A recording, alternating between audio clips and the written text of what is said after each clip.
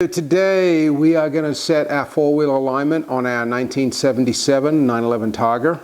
We have already gone through and set up the rear suspension. It has new rear trailing arm bushings, it has new sway bar bushings, new torsion bars. We have set our ride height. Currently we're running about 1.5 inches higher than a stock ride height as per the customer's request. The front wheel bearings have been readjusted. We checked them earlier when we were checking out the front end, making sure that there was no movement. The bearings were on the loose side, so both have been adjusted. The tire pressures have also been set. I am running 29 psi in the front tires, 34 psi in the rear tires. I've just finished setting up my alignment tables. Now the way that these work is because my rack is designed to suspend the wheels and we need to have the weight on the vehicle to do the alignment. I'll bring the car down, center the alignment tables under each wheel, make sure the brakes are applied, and then the car will sit on my alignment stands. When you're doing a wheel alignment, you need to make sure that the brakes are applied on all four wheels. To do that, we have a brake pedal depressor, and all it does is presses against the seat and the brake pedal. It's expandable, so I can hold it out and it stops my wheels from moving. The wheels need to be locked up for making any adjustments. So this is part of your pre-setup before you string the car. We're also going to be using our steering wheel lock. We've got it on right now just to center the wheel. That'll actually come off and will come back on after we've set our camber and caster on the front end.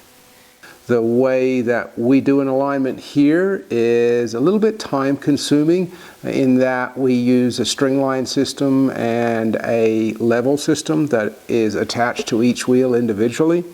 It is nice to have a four-wheel aligner where you can look at a computer screen and adjust it, but this one gives as good, if not better, results just because more attention is paid on each wheel.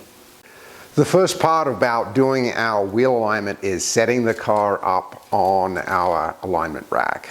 We've already shown you leveling the tables and we've got the car down sitting on it. I have lowered my rack so it is no longer contacting the vehicle.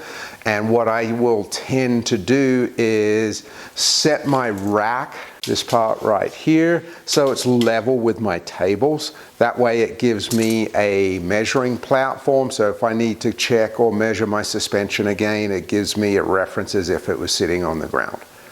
The next thing that we have done, because we are using strings, these strings need to be parallel to the vehicle.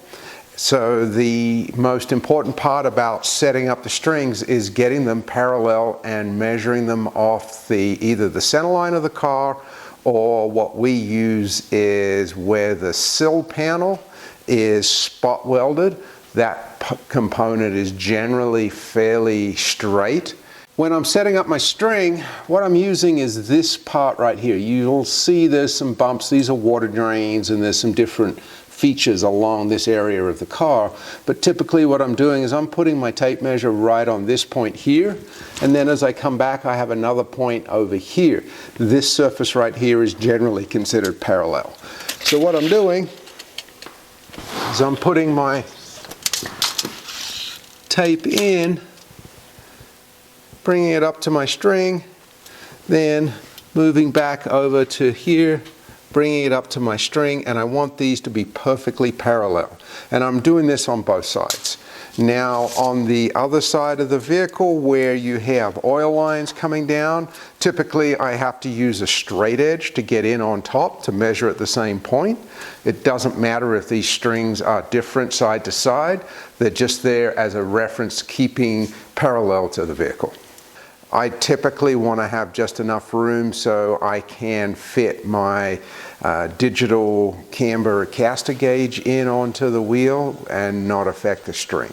When it comes to doing the actual wheel alignment, I like to start at the back of the car. I'm doing a couple of things. On these, the wheels are adjustable for camber and toe on the back. There is no caster change that you can make. What we are using is a long acre AccuLevel setup. We'll put a link in the description to these. You can buy them on Amazon and they work really, really well. The adapter is custom made. This is something that I make here for each wheel hub. This is sized to the hubcap area, and what I'm doing when I want to take my readings, I'm just going to push that in. I'm going to level my bubble on the top like so, and this is seated up against the rim. You got to make sure that there's no damage or any burrs there, because that'll affect it. Then when I turn it on, it's going to give me my camber reading. Now currently this one is negative 0.4 of a degree, which is actually pretty good. We're fairly happy with that. Then for tow, what I'm going to do, and this is best done with two people, is I'm going to have one person measuring. So I have 360 millimeters on the back of the wheel, and 361 millimeters on the front of the wheel. So that means my wheel is towed in 1 millimeter. Now we've already adjusted this wheel, that's why all the dimensions are measuring correctly. We'll show you the adjusters in just a few minutes and where you're going to turn, how you're going to adjust this. But what we're looking for is a camber reading on the back, once all your ride heights are set correctly and everything's done, of approximately half a degree negative to 1 degree negative. The lower the car sits, the more negative camber you're going to have to deal with. This car is sitting up a little bit higher, so we're accepting a less of a camber reading. The other big thing that I want to try and do is I want to match side to side. That's very important. We want to see the same camber readings on this wheel as we do on the other wheel. So we're in the driver's side right now. We just measured the passenger side before, and we've got the same reading where we are negative 0.4 in our camber. Okay, and then with our tow settings right here, we're at 349 on the back, and we're at 350 on the front. So we've got our 1 millimeter of toe in on the front of the wheel, and we have our camber, which matches the other wheel, at negative 0.4 of a degree. The other important thing that you want to match is toe settings. They're extremely important. The back of the car is really key to getting a nice straight steering wheel after the end of everything set up. If you have one wheel that is towing out, say 1 or 2 millimeters, and the other wheel towing in 1 or 2 millimeters, this is going to create what's called a thrust angle, where the car will go down the road what's known as crabbing. And that is when the back wheels are facing one direction and the front wheels have to be turned the other direction, and the car goes down the road like this. So the back of the car is one of the most important factors in the alignment. I mean, everything is important, but getting that thrust angle equal so it is driving the car straight down the road makes a huge difference to the way they handle. When I'm adjusting the back end of the car, I'm going to be loosening our lock bolts right here. There's also another one on top that you can't quite see. I'm going to be using my 19 millimeter wrench to do that. Then these are our two adjusters. This is going to be my camber adjustment, and this is going to be my toe adjustment. To make these adjustments, it's better to have the rear sway bar off. These brackets here are where the sway bars go. And then I'm using a 12 millimeter Allen socket. And then instead of using a ratchet, because there's not a lot of room to get in there, I use a 12 millimeter wrench, place that on there, and what I'm doing is I'm turning this. This is moving this arm up and down to change camber, and then when I'm doing my toe and I'm turning this, it's moving the rear wheel back and forth, and this is what changes our toe settings and camber settings. Now when you start making these changes, the camber will affect the toe, and the toe will affect camber as well. So you need to kind of balance it and move back and forth from each one. Now it's better if I have an assistant that's looking at my camber gauge and my toe at the same time, just because I'm underneath the car, I can't see my meter, so I can't see any of the changes that I'm affecting for camber and toe without having somebody else measure it. So it just helps it and makes it go easier. Once the rear end of the car is all set, I've moved to the front end. On the specs for this car, we're looking for camber, approximately 0 to a slight positive. And this is because we have the car has been lifted. Now, specifications for suspension are going to change for your ride height.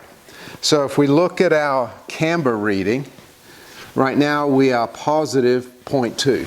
As I place weight on the car and it presses down, you can see the scale has moved to 0.0. The reason for this is as the car moves through its suspension range and the wheels travel up, that camber is going to move in towards negative. This is effect of the suspension design and the angles involved as the wheel travels through its regular path. So ride height places a huge impact on what our alignment numbers are going to be.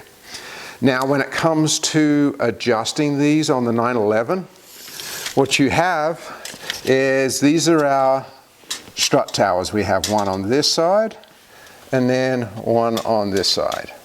This car also has a strut brace, which is between the two struts. When you're looking at a strut brace, if this is something you want to buy, this particular design looks good, but it really isn't doing all that it can. You really want something that incorporates the actual top strut mount, so it actually supports both of those as well, not just the chassis. When it comes to adjusting these, what I'm going to be doing is loosening up these bolts right here. So we've got one bolt here, 2 bolts on the back. That's kind of hard to see from this angle. And here I'm using my pry bar to actually pry this piece over. So what I'm doing is to increase my negative camber. I would be loosening these off. I would carefully pry the strut, top of the strut, over towards the inside of the car. To increase positive camber, I'm going to go the opposite direction. Put my pry bar in here, and I'm going to pry that wheel out to increase my positive camber. Also for caster adjustments, these are fairly limited on these cars. Caster adjustment is going to be forward and backwards. So if I needed to increase my caster, I would be prying right here and pushing back towards the windshield. To decrease caster, I would move it this direction. From the factory, these cars come with a tar sealant that's placed around here.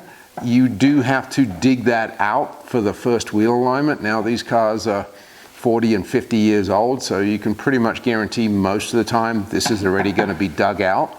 But if you do come across a car that still does have some of that tar, you need to dig it out right here to make sure you can actually get movement.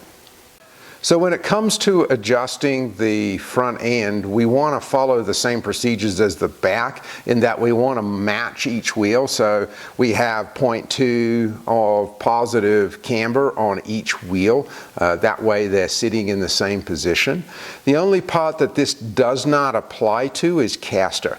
Now, normally when I set caster, I will set the passenger side of the car with slightly more caster than the driver's side.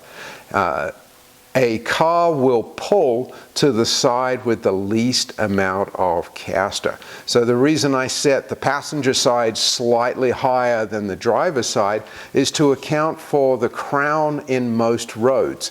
Most roads that we drive on have a crown that leads off to a gutter or a curb, and that's typically on the passenger side of the car. So the car will tend to want to pull that direction if the caster numbers are identical from side to side. What I'll do is I'll set probably around 15 minutes more caster, so more positive on the passenger side than on the driver's side. This will give a car that drives straight down the road, even on a flat road. It'll have still a nice straight handling capabilities, but just helps a little bit with road curvature. When I'm adjusting my toe, what I am doing is I'm using a 22mm wrench. I'm going to crack this off. Then once it's loose, I'm going to be screwing this rod right here. This car has been fitted with the turbo tie rod, so there is no other lock nut in here. On the earlier 911s, you're going to have an adjusting sleeve right here, and there's going to be 2 lock nuts that you need to crack off to be able to adjust. So what I'm doing when I'm making a change, if I screw this out, it's going to make it toe in more. If I screw this into the tie rod end, it's going to make it toe out more. So I just want to adjust it until I've got all the numbers where they need to be. Then I'm going to support both the tie rod end and the lock nut and tighten it up, and that's it, all done. Time for a test drive. This road has a lot of ground.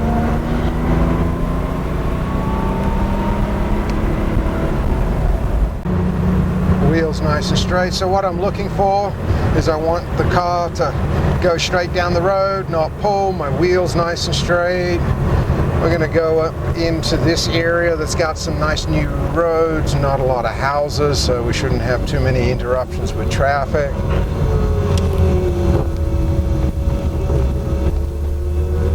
Okay, we got a nice straight road and to check for pulling. I'm going to get up to just like 30-35 miles an hour. I'm going to be in the center of the road, just so it eliminates, you can see the ground off to each side. And I just want to make sure that the car is nice and straight. I got 2 fingers on the wheel, it's not pulling me any direction. Wheels nice and straight. Then I want to load the car, so I'm going to bring it over just right and left, make sure it responds well. Doesn't feel like it wants to go one direction more than the other. Same under brakes. I want to make sure it's nice and straight, it's not pulling.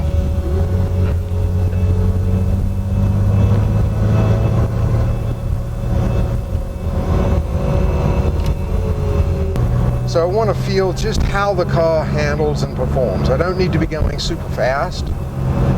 I'm just making sure that the suspension is quiet, that everything returns, and so far everything's working really nice.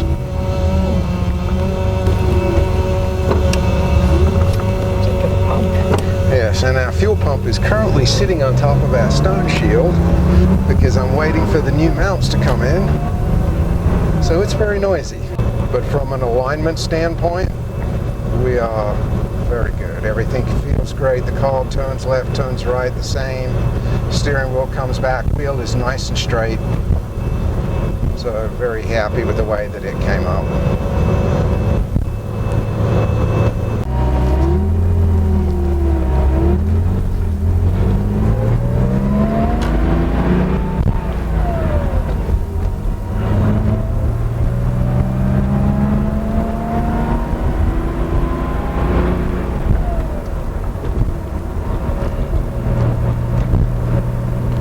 Bit of cornering fun right here because this is a nice empty road.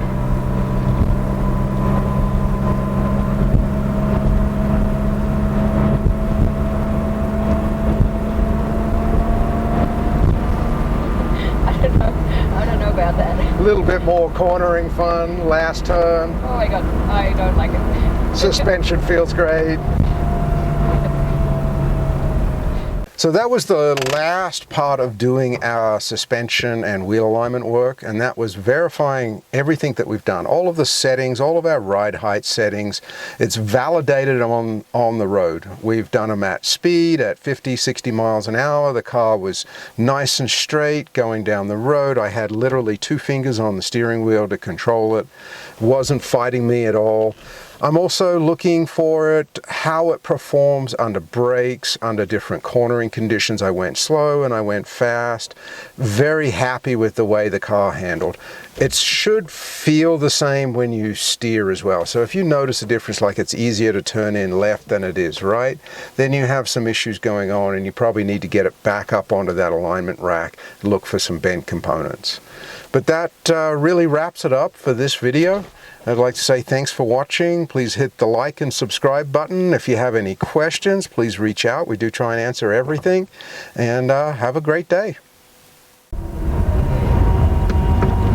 What do you want? You're going to have to tell me. Oh, I was going to end it here. So if you had anything else to say. Not really. Just thanks for watching. Yeah, great. See ya.